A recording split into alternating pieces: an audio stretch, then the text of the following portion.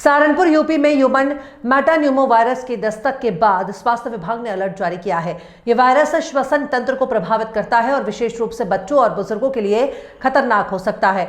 CMO doctor Praveen Kumar ने बताया कि वायरस से निपटने के लिए सभी आवश्यक तैयारियां की गई हैं। जिला अस्पताल में 10 बेड रिजर्व किए गए हैं, जबकि सभी सीएचसी और पीएचसी पर 2-2 बेड आरक्षित किए गए हैं। उन्होंने कहा कि अस्पतालों में पर्याप्त मात्रा में ऑक्सीजन और दवाएं उपलब्ध हैं। गाइडलाइन के अनुसार संक्रमण से बचाव के लिए विशेष सतर्कता बरतने की अपील की गई है। विभाग किस तरह अलर्ट है सर इसको लेकर? HMP जो वायरस है अभी कुछ ही जनपदों में इक्का दुक्का केस आया है और वो इस तरह के केस पहले भी आते रहे हैं। मेन चीज़ ये है कि इस मौसम में ज़्यादातर बच्चों को भी और बड़ों को भी खांसी, जुखाम या जो है नज़ले की शिकायत रहती है और जिससे कई बार उनको सांस में भी दिक्कत होती है।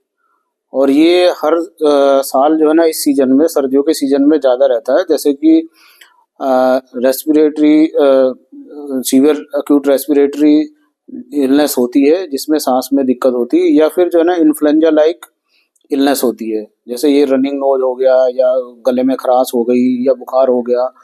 तो इस तरह का ये अक्सर इस सीजन में रहता ही है, क्योंकि मौसम ठंडा रहता है तो इसलिए ये चीज़ें रहती है। इसमें मेन जो चीज़ है कि सावधानी हमें ये बरतनी चाहिए कि जिस भी व्यक्ति को अगर इस तरह की प्रॉब्लम है, खांसी जुकाम या इस तरह का है, तो उसे थोड़ा एक तो छींकते वक्त, खांसते वक्त जो है ना ध्यान रखना चाहिए, या तो वो रुमाल का इस्तेमाल करे या फिर जो है ना टिश्यू पेपर का इस्तेमाल करे, या फिर जो है अपने मतलब एल्बो का या मतलब खूनी का जो है ना ऐसे इस्तेमाल करे।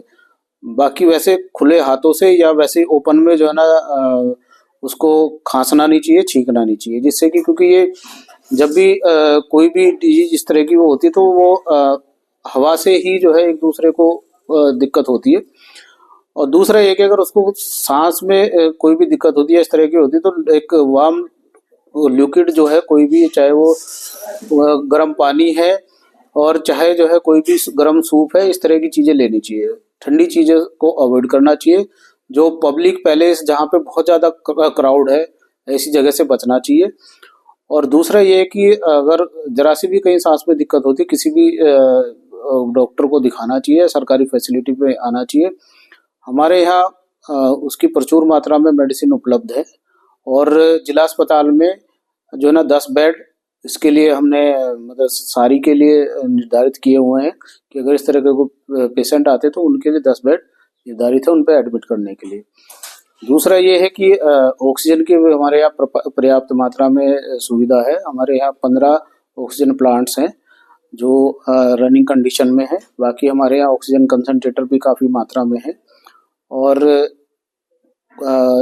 हर जगह जो है नेबुलाइजर भी उपलब्ध है कुछ जगह, उसके लिए नेबुलाइज करने के लिए। तो ऐसी कोई बात नहीं है कि उसमें मतलब कोई घबराने की ज़रूरत है, बस केवल सावधानी की ज़रूरत है कि एक तो ठंड में जाने से बचें और अगर ऐसा होता है तो थोड़ा सावधानी बरतें।